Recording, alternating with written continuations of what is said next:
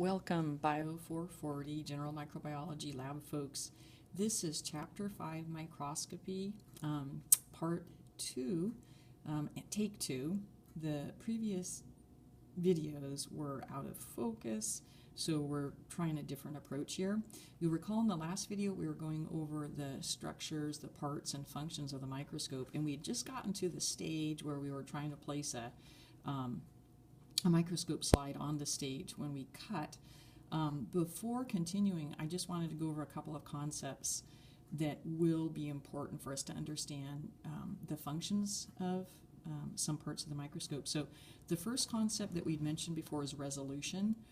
And resolution, kind of my gut feeling for resolution is it's the clarity by which we can identify objects. And maybe the best way is to show a simple example here using our index card. So if we presume we have two small cells, two small objects that are placed very close together, and let's say that we are looking at these two cells placed very closely together, and we're using a microscope that has poor resolution, you can see in our little cartoon here that the cells, the outline appears blurry or fuzzy. It's hard for us to tell, is this a single cell, a single object that's kind of dumbbell shaped, or is it indeed two separate objects or two separate cells? And then on the right, we're looking at those two cells using a microscope that has good resolution, and we can see we have nice, clear, defined outlines of the cells. We can tell that, yes, indeed, these are two small cells that are really close together. So when working with our microscopes, we're interested not only in magnification but also resolution.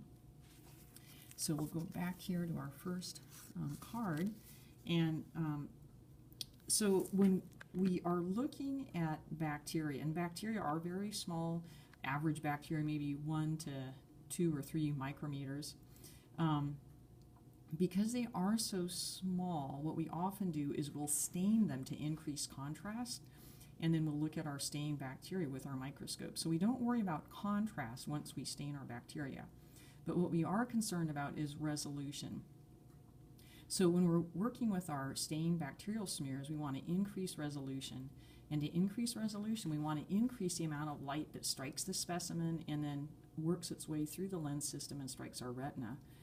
Each photon of light which strikes the retina will generate an action potential, basically pieces of data that then will travel back to the visual centers of the brain. And our brain will use those action potentials, those data points, to create the image of the object that we see. So the more light that strikes a specimen and eventually strikes the retina, the more data points our visual center has, and the clearer the image the brain can create for us. So to increase resolution, we want to increase the amount of light that strikes our specimen. And there's 3 ways we can do that. We can increase the variable light control, increase the rheostat. We can raise the substage condenser, which we'll show you here in just a bit.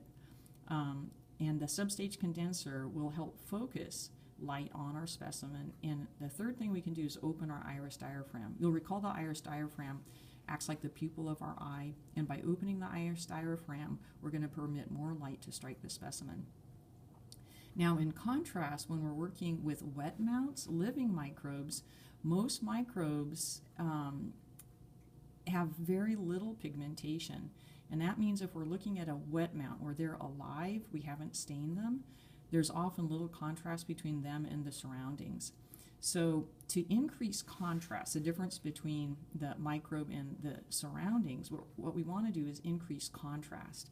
And to increase contrast, we're going to do the opposite. We're going to make different changes to our microscope. To increase contrast, we actually want to reduce the amount of light striking our specimen.